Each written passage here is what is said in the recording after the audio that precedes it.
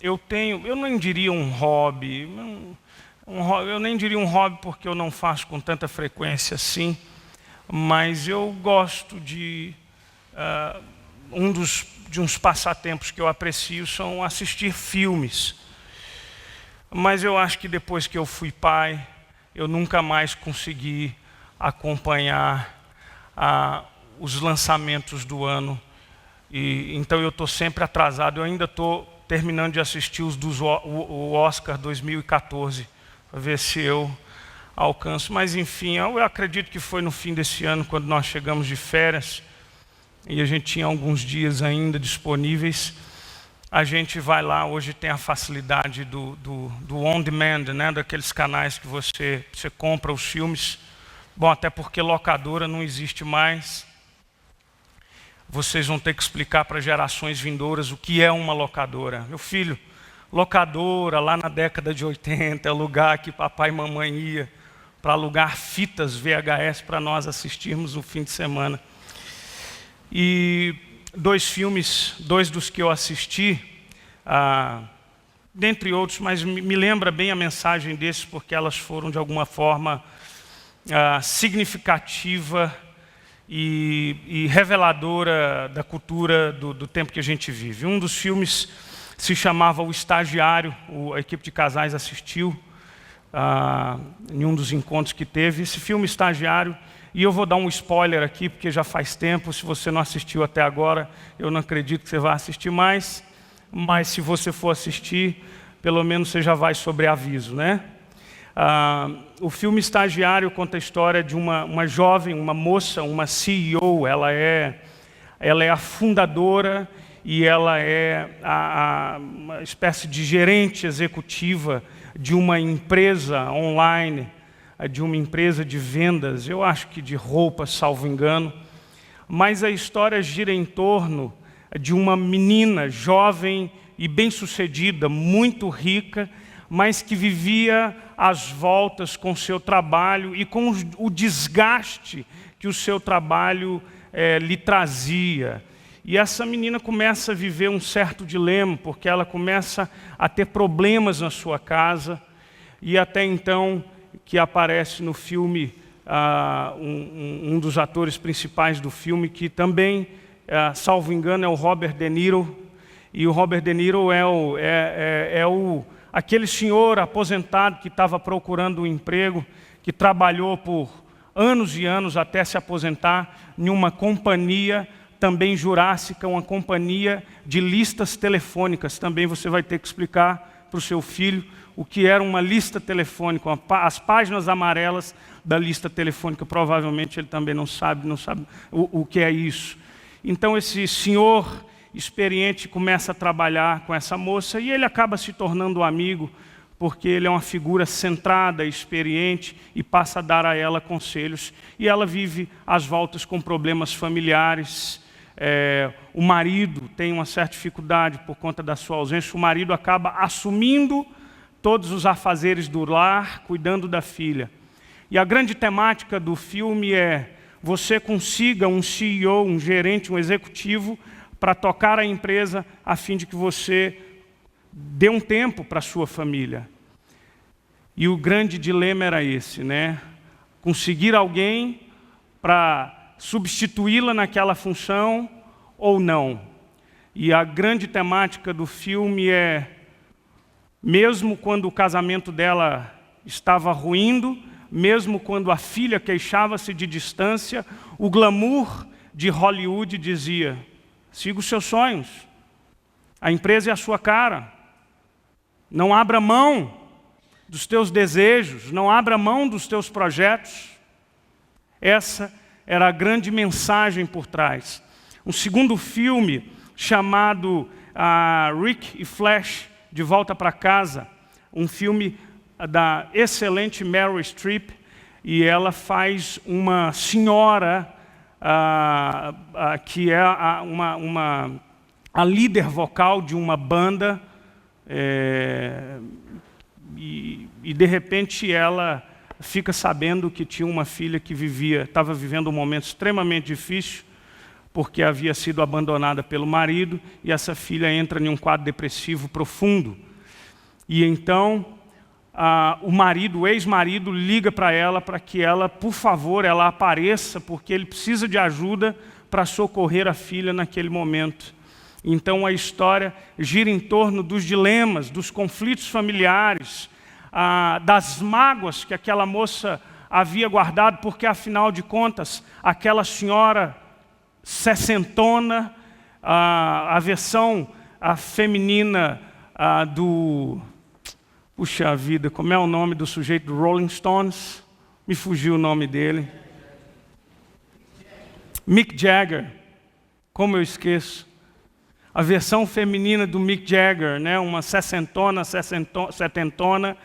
e ela então, em um dos diálogos, ela explica para a filha que ela não tinha condição de ficar em casa, ela abandona o seu marido com os seus 3 filhos, e ela não tinha condição de ficar em casa porque, afinal de contas, ela precisava correr atrás dos seus sonhos.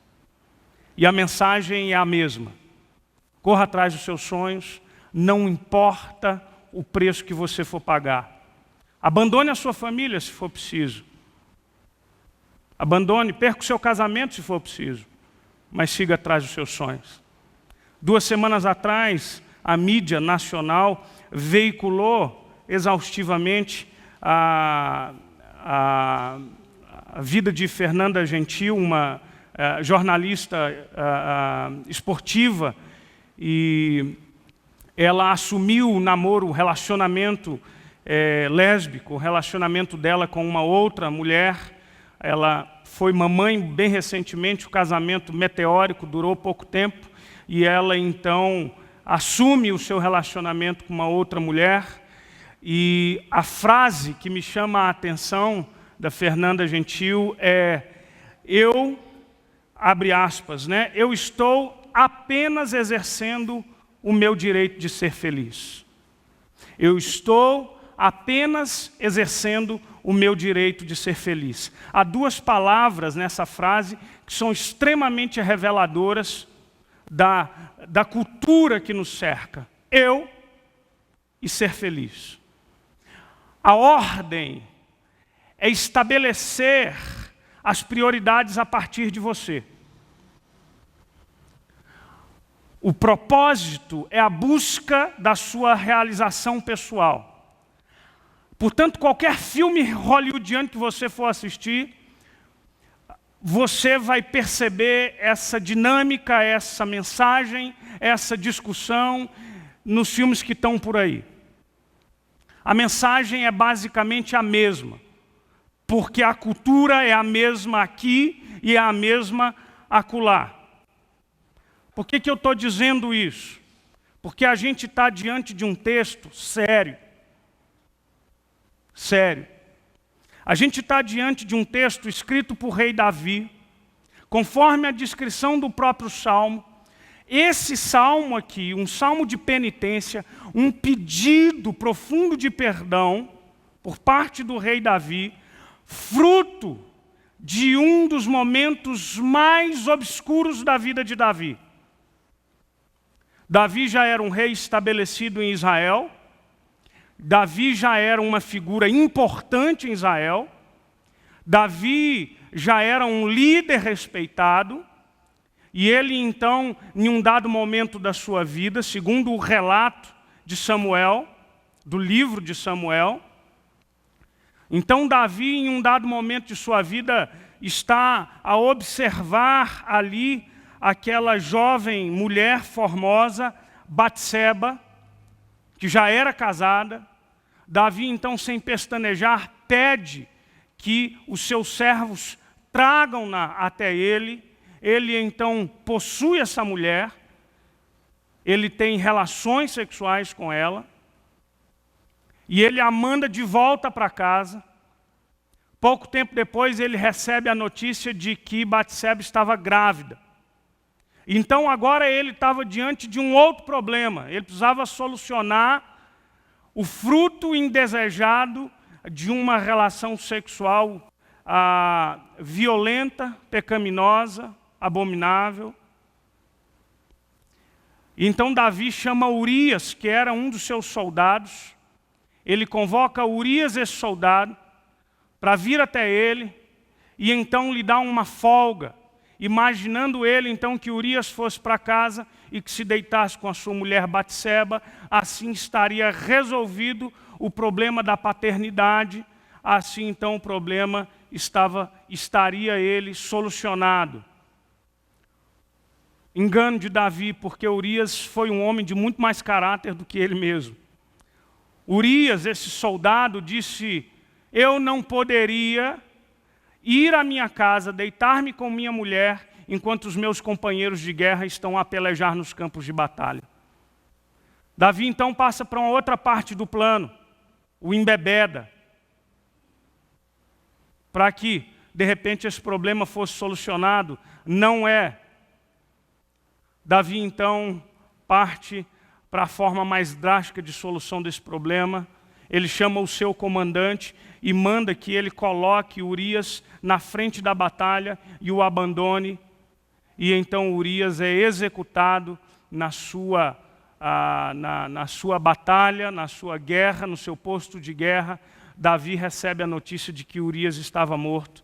Então ele traz Batseba e a desposa e casa com ela.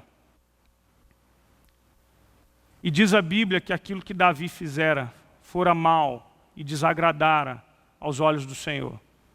Deus então manda o profeta Natã, nós conhecemos bem essa história, e o profeta Natã, através de uma parábola, o convoca, diz a Davi: Davi, eu tenho um caso que você precisa julgar. Existem dois homens, um homem muito rico com muitas ovelhas e um homem pobre que tem somente uma ovelhinha, um animal de estimação que trata com carinho, que dorme com eles, que é criado na casa com eles. E esse homem rico, no entanto, receberia um visitante e ele queria oferecer um banquete. E ao invés de ele tomar de uma das suas ovelhas, ele toma da ovelha daquele homem pobre que tinha tão somente uma ovelha. Davi, o que fazer com esse homem? Davi, de pronto, Davi dá o seu veredito. E logo de imediato diz: esse homem tem que morrer. Natã então se volta para ele e diz: esse homem é você. Davi chora profundamente. Escreve esse salmo aqui, falando do seu pecado. O tema da minha mensagem hoje, eu gostaria de falar sobre o caminho tortuoso do pecado e o poder restaurador da graça de Deus. É sobre isso que fala esse salmo. Um caminho escorregadio, terrível. Um caminho enganoso do pecado e o poder maravilhoso e restaurador da graça de Deus. Há alguns aspectos que são importantes serem frisados, passo a passo, que foram atitudes de Davi diante dessa situação, que nos servem de lição muito importante para nós. E a primeira delas é: Davi reconhece o seu pecado. E aqui eu quero te chamar a atenção para aquilo que eu falei bem no início da minha prédica aqui, da minha exposição aqui. Gente, nós estamos vivendo em um tempo em que a noção de certo e errado, ela é tão somente reduzida à individualidade dos nossos corações. Seja a sexualidade, seja qualquer busca por prazer, as decisões da vida. Nós demos o exemplo aqui do filme sobre trabalho, sobre emprego, sobre as decisões importantes da vida. O conceito de certo ou errado, a gente vive em um tempo que esse conceito foi desfeito. E, portanto, na frase daquela jornalista, da Fernanda Gentil, ela diz: eu estou correndo atrás do meu direito. Eu quero ser feliz. E isso é que importa.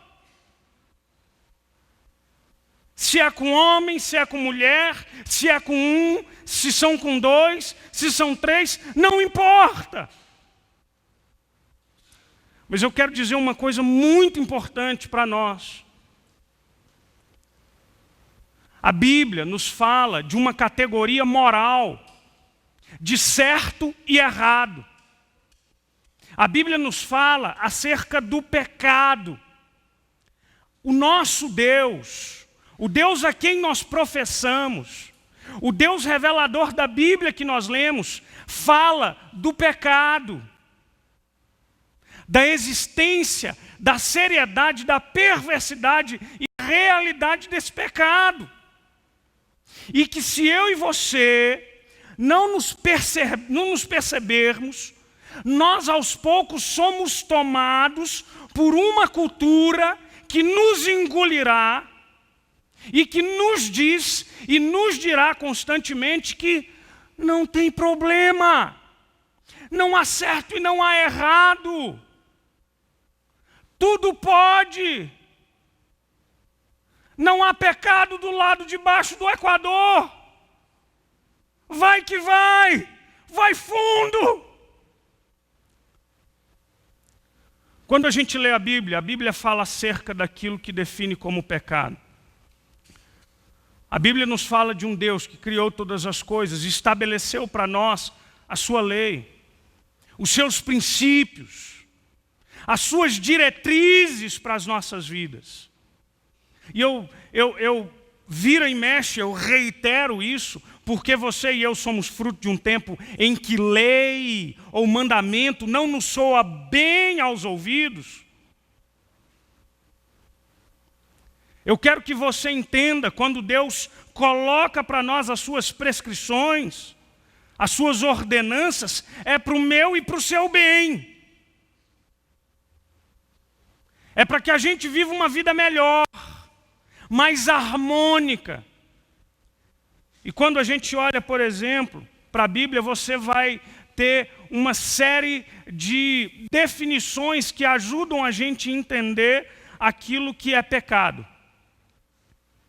Quando a gente olha para o Antigo Testamento, diante de uma perspectiva individual, pecado é o rompimento relacional, é a quebra de um compromisso, por exemplo. É a quebra e a rebelião contra a autoridade divina. Na perspectiva social, pecado é o rompimento do que a gente chama da shalom de Deus, da paz de Deus, da harmonia que se encaixa diante dos preceitos que Ele nos deu. Olha para os 10 mandamentos, imagine você, se a gente fosse capaz de viver em uma sociedade que seguisse a risca, e aí eu estou olhando tão somente para os 10 mandamentos. Tem um monte de outros preceitos que a gente vai encontrar na Bíblia, só para que você ilustre isso. Não matarás, não roubarás, não dirás falso testemunho, não cobiçarás. Imagina se nós vivêssemos numa sociedade assim, se não seria uma sociedade mais harmônica, onde se briga, se mata, se disputa, se machuca, onde a encarnação da maldade humana, ela toma cada dia nuances mais cruéis, motivadas por questões mais banais. Eu comentei com algumas pessoas esse fim de semana que durante essa semana rolou um vídeo nas redes sociais de 2 meninas na cidade de Trindade, uma cidade do Goiás. 2 meninas que, enciumada de uma terceira menina de 14 anos, porque essa menina de 14 anos, prestes a comemorar os seus 15, estava preparando a sua festa de debutante, então ela convida o ex-namorado de uma dessas moças para ajudar na festa. Foi motivo suficiente para uma tenebrosa sessão de tortura, onde 2 menininhas, que não passam de 15, 16 anos, torturavam uma terceira. Por quê? Por ciúmes. Casos como esse, que são horríveis e drásticos, mostram para nós a quebra de uma harmonia quando não se cumpre o mandamento do amor ao próximo, o respeito à sacralidade da vida. Como é que não dói na consciência de uma menina de 14 anos dar uma martelada na cabeça da outra? Como?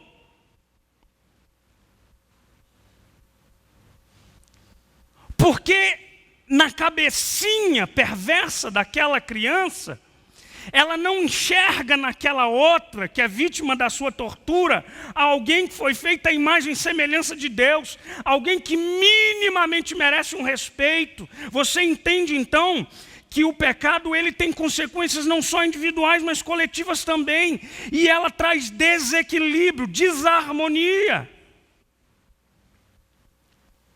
Assassinatos, injustiças, as maldades, as perversões e toda espécie de brutalidade humana que a cada dia a gente se surpreende até onde é capaz de ir a perversidade do coração humano. Transgressão da lei, por exemplo, é um outro conceito de pecado. Quando a gente olha para o Novo Testamento usa aí as 3 palavras principais que o Novo Testamento usa para definir pecado, são as palavras hamartia, que isso são palavras gregas, que significam errar o alvo, errar a direção. Deus disse, vai nessa direção, você disse, não, eu vou naquela outra. Ó, o alvo é ali. Você disse, não, eu não quero aquele alvo, eu quero um outro alvo. Uma outra palavra que nos ajuda a entender as dimensões diversas do pecado é paraptoma. Palavra que ajuda a gente a entender que significa transpassar, ir além. Os mandamentos de Deus são, eu gosto de pensar também, eu gosto de explicar isso para as crianças, que são semelhantes aos sinais de trânsito, que estão ali para te proteger. Quando diz assim, não ultrapasse. Atenção, velocidade máxima. Tome cuidado. Sabe por quê? Porque o objetivo daquele sinal, curva sinuosa à direita, à esquerda, é te proteger, é cuidar de você. Então o paraptoma é quando você vai além daquilo que Deus estabeleceu, você rompe um limite. Dá essa ideia de cruzar uma linha, de ir até onde não te fora permitido. E uma terceira palavra é parabases, que é a palavra usada para falar da desobediência ou da transgressão velada, direta, perversa, deliberada. Intencional, absolutamente intencional. Ou seja, quando a gente olha para todo esse contexto, a Bíblia usa toda essa variedade de palavras. Por exemplo, e vez por outra, você vai ver definições do pecado vinculadas à rebelião, loucura, quebra de aliança, iniquidade, culpa, infidelidade, traição, irracionalidade, orgulho, egoísmo, cegueira, surdez, dura serviço, ilusão, falta de bom senso e por aí vai. Sabe o que eu estou te chamando a sua atenção aqui? É que se você gradativamente vai perdendo a noção de pecado, você caminha num caminho muito perigoso. Muito perigoso. Davi reconhece o seu pecado, irmãos. A primeira coisa que Davi faz é reconhecer o seu pecado, e ele o faz de forma absolutamente direta. Pois eu conheço as minhas transgressões e o meu pecado está sempre diante de mim. Davi não consegue esquecer. Eu imagino esse homem querendo dormir e lembrando da figura de Urias diante dele. Eu imagino que toda vez que ele olhasse para Batseba, aquela dura lembrança. Ele diz assim, está diante de mim. Eu conheço, eu sei onde eu falhei. Eu sei qual foi o meu erro. E isso é muito importante, irmãos, para nós. Sabe por quê? Porque quando eu olho para aquilo que Davi fez, Davi também nos mostra, antes do seu arrependimento, o quanto que nós somos ardilosos, o quanto que nós somos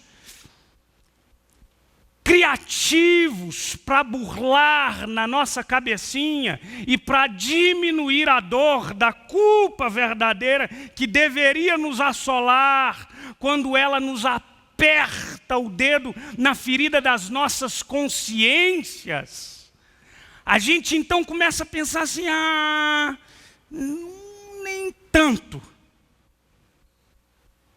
Nem tanto. O primeiro passo de Davi foi colocar isso direto diante de Deus. Eu pequei. E sabe por que Davi faz isso? Porque Davi, irmãos, primeiramente, ele reconhece que o seu pecado é contra Deus. E deixa eu te dizer uma outra coisa muito importante. Todo pecado é prioritariamente um pecado contra Deus. O que aconteceu com Urias foi terrível, foi. A dor de Batseba, porque isso foi uma violência, irmãos. Davi estava numa situação de poder, ele era rei. Isso é um abuso. Ele subjuga aquela mulher. E quem conhece a história de Davi, sabe que Davi foi um homem que manejava muito bem uma espada. Aquela mulher não diz não para ele. Ela não diz não para ele. Davi sabe que ela foi abusada. Davi tem agora diante dele um homem morto, uma mulher violentada e uma criança que morreria também. Mas a Bíblia diz no relato lá do livro de Samuel que quando Natã chega diante dele, o que se diz é: o que você fez desagradou o Senhor, fora perverso. Aliás, a Bíblia usa isso em muitas outras ocasiões diante do pecado de lideranças importantes. O que fizera fulano ou ciclano desagradar ao Senhor, fora perverso aos olhos do Senhor. Portanto, os nossos pecados são prioritariamente pecados contra Deus. E Davi sabe muito bem disso. Por exemplo, no versículo 4 ele diz: pequei contra ti somente pequei. Eu fiz o que é mal perante os teus olhos. Eu errei. E porque Davi tem a consciência de que o seu pecado foi contra Deus, ele chega diante do Senhor para pedir esse perdão. Davi também reconhece a natureza pecaminosa. Está aí no versículo 5, quando ele diz: eu nasci em iniquidade e em pecado me concebeu minha mãe. Quando eu olho uma cena como aquela, daquelas duas mocinhas adolescentes, espancando uma outra moça, a explicação para aquilo é a perversidade do coração, é a natureza pecaminosa. E você sabe uma coisa triste e curiosa? É que todos nós temos a mesma natureza. No entanto, a grande diferença é que a natureza regenerada é uma natureza subjugada por Deus.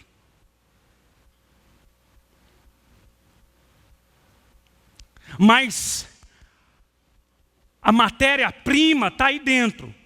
E se de repente a gente colocar você diante das circunstâncias propícias, se as pessoas começarem a atiçar o que tem de pior em nós, você vai perceber que a gente é capaz das piores atrocidades. Não foi só Davi. A questão aqui foi ele, a questão aqui somos nós. E Davi reconhece a natureza pecaminosa que há dentro dele. Quando ele diz: em pecado me concebeu minha mãe, não que ele tenha sido fruto de uma relação pecaminosa. O que ele está dizendo é que eu já nasci assim. O apóstolo Paulo descreve da melhor forma possível isso no Novo Testamento, quando ele retrata essa guerra. Em Gálatas, a carne milita contra o espírito milita contra a carne. Quando ele diz, miserável homem que sou, às vezes o bem que eu quero, eu não faço, o mal que eu não quero, eu acabo fazendo. Há uma natureza aqui terrível. Davi reconhece as consequências do seu próprio pecado. E ele tem tristeza. As consequências são as mais diversas. Ele se entristece ao peso da mão de Deus. Quando eu leio esse salmo, eu me lembro, por exemplo, do Salmo 32. Outro salmo de Davi, onde Davi retrata bem essa dor da alma, e ele diz assim: enquanto eu calei os meus pecados, envelheceram os meus ossos, pelos meus constantes gemidos todo dia, porque a tua mão pesava sobre mim. Dor da alma, tristeza de morte, fruto daquilo que ele fizera, fruto do seu pecado. A morte daquele primogênito de Batseba, fruto do seu próprio pecado. Mas o segundo passo de Davi, o primeiro é reconhecer o seu pecado, e o segundo passo foi pedir perdão a Deus. E aqui Davi é absolutamente incisivo. Ele repete várias vezes o seu pedido de perdão, quando ele diz: compadece-te de mim, ó Deus, segundo a tua benignidade. Você vai ver Davi repetindo essas palavras, por exemplo, dizendo: compadece-te, apaga, lava-me, purifica, esconde o teu rosto das minhas transgressões, livra a minha alma. Tem aqui um homem arrependido, porque o segundo passo, depois de reconhecer o erro, é pedir perdão pelo erro cometido. A Deus e a quem quer que seja. Ele pede perdão. Ele é incisivo. Ele coloca diante de Deus o seu clamor repetidas vezes. Insistentemente. Assim Davi o faz. Purifica-me, lava-me. Ele diz: lava-me com hisopo. O hisopo era um galinho tirado de um arbusto, usado nos rituais de purificação do Antigo Testamento. E ele está dizendo: lava-me com hisopo para que eu fique limpo, mais alvo que a neve. Davi pede perdão pelo seu pecado. Terceiro lugar, Davi busca os frutos do arrependimento. E aqui eu quero que você se atente bem para isso. Depois de clamar perdão, eu quero que você olhe aí comigo versículo 12 e 13. Restitui-me a alegria da tua salvação e sustenta-me com espírito voluntário, e então ensinarei os transgressores os teus caminhos e os pecadores se converterão a ti. Aqui eu quero chamar bem a tua atenção. Sabe o que me preocupa? O que me preocupa é que eu acho que gradativamente a igreja como um todo, a igreja de Jesus, e eu não restringo a minha fala a esta igreja, a gente vai perdendo a noção da seriedade do que é o pecado. E quando a gente fala de pecado, o sinal mais concreto e visível do arrependimento do pecado são os frutos desse arrependimento. Jesus disse isso. Jesus sinalizou que uma árvore a gente conhece pelos frutos.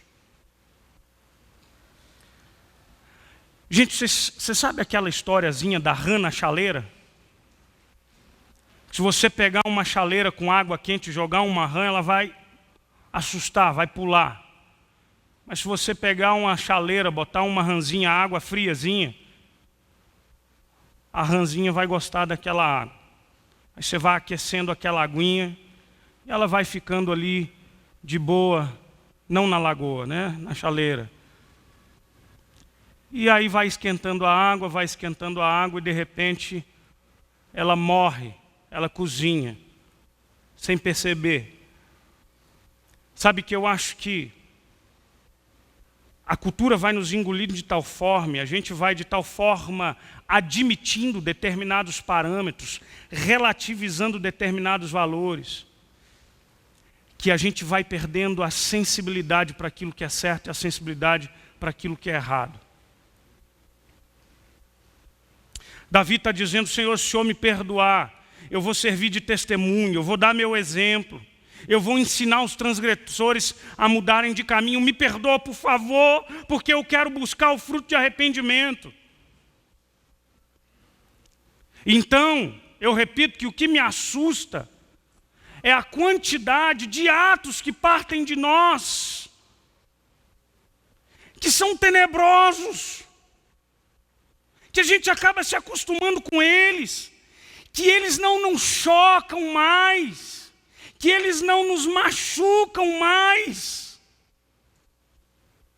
E aqui eu quero chamar a sua atenção e fazer um alerta para você, e esse alerta não é muito legal, e esse alerta parece ser um alerta retrógrado, mas o alerta para você é que o pecado mata. Eu me lembro de algum tempo atrás, eu mencionei essa ilustração aqui, quando a gente chegou lá no Canadá, na deliciosa temperatura de -40, ensinaram, e eu lembro que a gente estava visitando a casa de um pessoal e passou um gatinho com metade da orelha só. E eu pensei: puxa, tadinho, o que aconteceu com aquele gato? Eles falaram: não, um frostbite. É como com a mordida de algo congelado. Falei: como é que é isso? Como é que funciona esse negócio?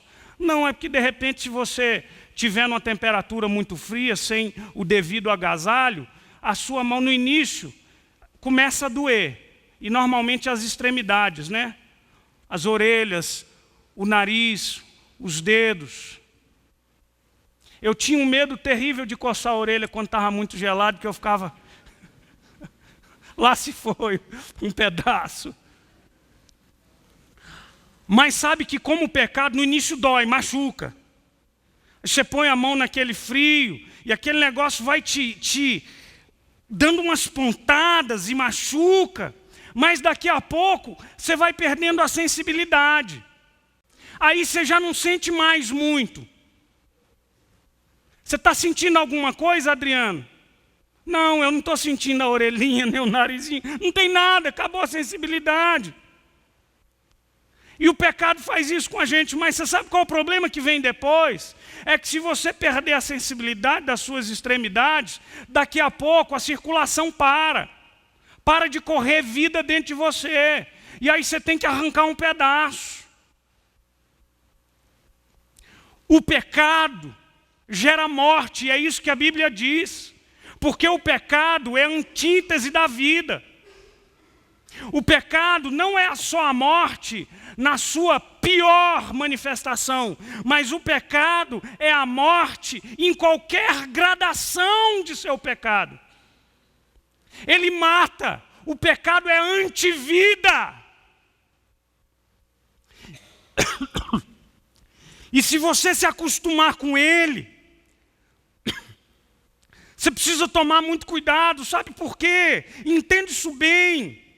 Porque Jesus está dizendo que vai chegar um dia em que ele vai pegar o joio e vai separar o joio do trigo.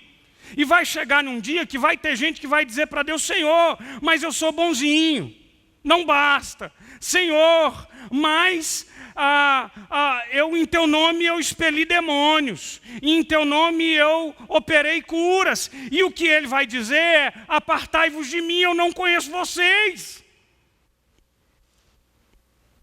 E triste,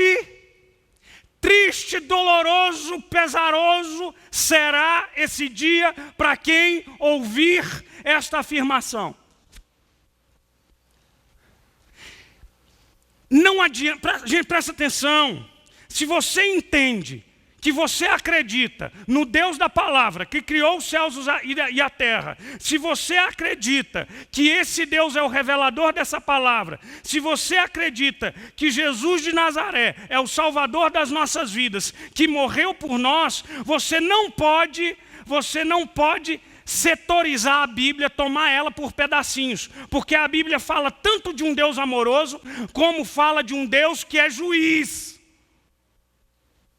Eu me lembro, e sempre tomo para mim a frase famosa de Blaise Pascal, quando diz Então criou Deus o homem à sua imagem e semelhança, e o homem retribuiu o favor. Por quê? Porque a gente cria um Deus à nossa imagem e semelhança. Sabe o Deus que a gente gosta de vir na igreja para adorar? Um Deus legal, gente boa. Deus, eu te amo, eu te adoro, o Senhor é legal, o Senhor me abençoa. Amoroso, papai, ô papai. E eu quero dizer para você sim, Deus é amoroso.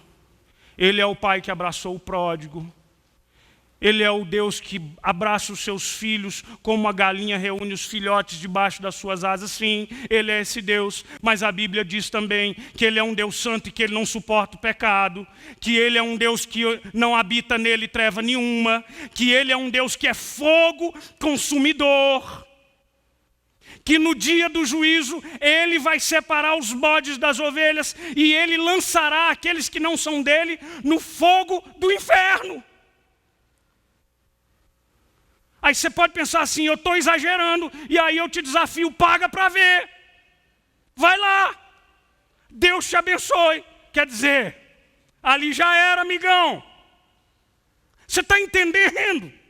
Então, se você quer viver uma fé coerente, é muito bom você tomar em alta conta os alertas de Deus para a gente. Gente, porque quando... Entende isso? Enquanto que para muitos o que será um dia glorioso, para outros tantos será um dia pavoroso. Pavoroso. Porque ele virá como juiz. Virá como juiz. Eu estava lendo essa semana o famoso sermão de Jonathan Edwards, cujo nome é Pecadores nas mãos de um Deus irado. Século XVIII, grande avivalista. Ele é duríssimo, duríssimo acerca das consequências do pecado. Sabe o que a história nos relata? Nos relata que depois de Jonathan Edwards, aquele homem de Deus, pregar incisivamente esse sermão, ao final do culto, as pessoas se agarravam aos bancos da igreja, apavorados com a realidade do inferno. E isso não foi por causa de pirotecnia, de histeria coletiva, não. Foi mover do Espírito, que coloca dentro de nós o devido temor do pecado e da morte. Sem Cristo.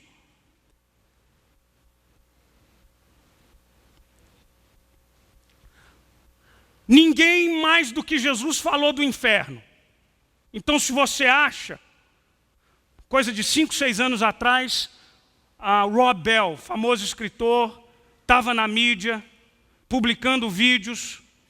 Ele escreveu um livro chamado Love Wins, O Amor Vence. Resumindo a sua obra, Deus não lança ninguém no inferno, o amor vencerá. Ninguém mais no Novo Testamento fala do inferno do que Jesus. Uma das palavras que Jesus, além de Hades, Jesus usa uma outra palavra para descrever o inferno, e essa palavra é Gina ou Guirina. Sabe o que isso quer dizer? Jesus usava uma ilustração que era muito viva à memória daquelas pessoas. Havia uma região perto de Jerusalém, um lugar chamado Vale de Inom.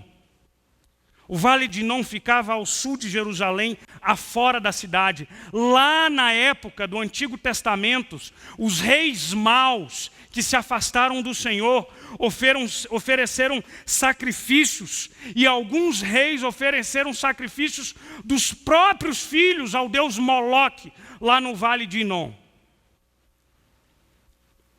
Aquele lugar ficou de tal forma maculado, estigmatizado, e esse tipo de oferta só cessou-se no tempo de Josias, que pôs fim àquela terrível prática, e aquele Vale de Inom se transformou em uma espécie de lixão. E aí o que o povo da cidade de Jerusalém fazia? Eles traziam àquele lugar as carcaças dos animais mortos, e ali eles lançavam, e eles ateavam fogo.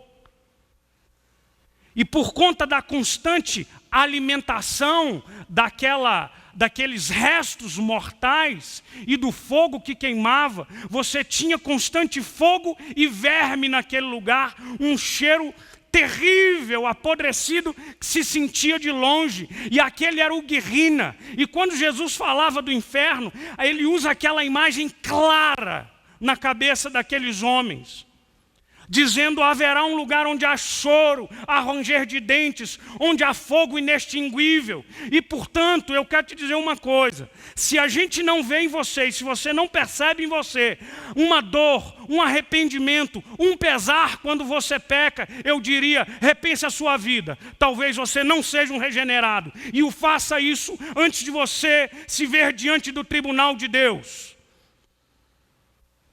Porque eu não quero que aquele dia seja pavoroso para você. E eu estou dizendo isso porque a Bíblia me afirma que é pelo fruto que a gente conhece a árvore. E eu não estou dizendo também que nós não sejamos produtores de maus frutos. Nós erramos sim. Mas quando a safra é constantemente fruto apodrecido, eu duvido, eu começo a ter uma pulga atrás da minha orelha. Esse é o critério que Jesus me deu. E esse é o alerta que eu preciso fazer. Eu tenho que fazer esse alerta. Pesa sobre mim isso. Ele me colocou aqui para falar dessa palavra. E portanto, se a gente não perceber na sua vida fruto de arrependimento, ou seu coração está muito endurecido, ou você corre um sério risco de achar que você é um crente, um cristão, um servo de Deus, e não o é. E eu quero terminar aqui com a boa nova do poder restaurador da graça de Deus. Eu quero que você entenda o seguinte: Davi, mesmo naquela época, ele tem pleno conhecimento e noção de quem era o seu Deus e de que esse Deus era gracioso. Ele repetidas vezes ele diz: compadece-te de mim segundo a tua benignidade, segundo a multidão das tuas misericórdias. Davi conhece o seu Deus. Então o que eu quero dizer para você é que se há arrependimento sincero no seu coração, não importa a dimensão, a gravidade do seu pecado, Ele está aí para te oferecer perdão restaurador. Você sabe o que é mais bonito e que mais me chama a atenção? É que a gente está do lado de cada cruz do Calvário. Naquele tempo, Davi já conhecia um Deus gracioso. E nós o conhecemos de forma ainda muito mais concreta. Porque a encarnação de Cristo Jesus foi amor em carne e osso. Foi graça em sangue correndo nas veias. Foi graça exalando o cheiro de suor, caminhando no meio da gente. Foi amor que chorava, misericórdia viva, estendendo a mão para quem precisava. Foi o Filho de Deus encarnado, que veio a este mundo e que ofereceu em sacrifício vivo o seu próprio sangue para pagar um preço pelo seu pecado, para dar a você uma nova vida. Essa é a oferta do perdão restaurador da graça de Deus. Porque se por um lado o caminho do pecado, ele é uma espiral descendente que leva à morte, por outro lado, a graça de Deus é quem nos resgata desse caminho tenebroso e nos coloca, como diz os salmistas, em lugares firmes. E a gente precisa se apropriar dessa graça. Mas é preciso que haja reconhecimento de pecados, perdão verdadeiro, arrependimento verdadeiro. Irmãos, a gente precisa tomar muito cuidado. Nós não estamos brincando de ser crentes. Essa palavra não é um livro qualquer. Nós precisamos ser coerentes com a nossa fé. A gente precisa tomar essa palavra como um todo. E eu me preocupo, e me preocupo mesmo, com os caminhos que a igreja tem tomado, a igreja de Jesus como um todo. E a sensação que eu tenho, e eu coloco isso diante de Deus, é que às vezes e eu estou dizendo de mim, eu perco a sensibilidade para aquilo que é pecado. Às vezes eu estou rindo do que eu não devia rir. Eu estou rindo quando eu deveria estar chorando. Nos meus ouvidos não soam mais estranho aquilo que deveria me causar espanto e pavor.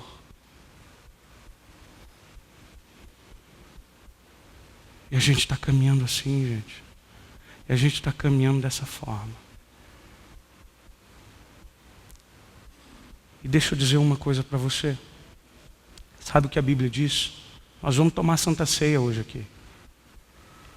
Quando o apóstolo Paulo ensina acerca da Santa Ceia, ele diz, olha, porque muita gente come e bebe sem ter discernimento, não são poucos, preste atenção.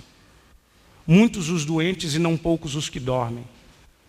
Tem gente adoecida por causa do pecado e adoecida de verdade. Isso aqui não é uma brincadeira. Não é. E eu não posso mentir para você.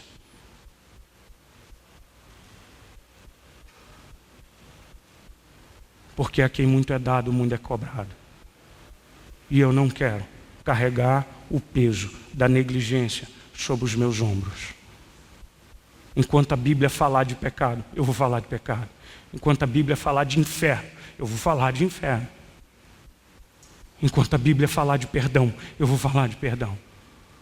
Mas a gente não pode recortar as partes bonitinhas que a gente quer. Ou a gente toma isso aqui a sério como um todo, ou a gente para de brincar.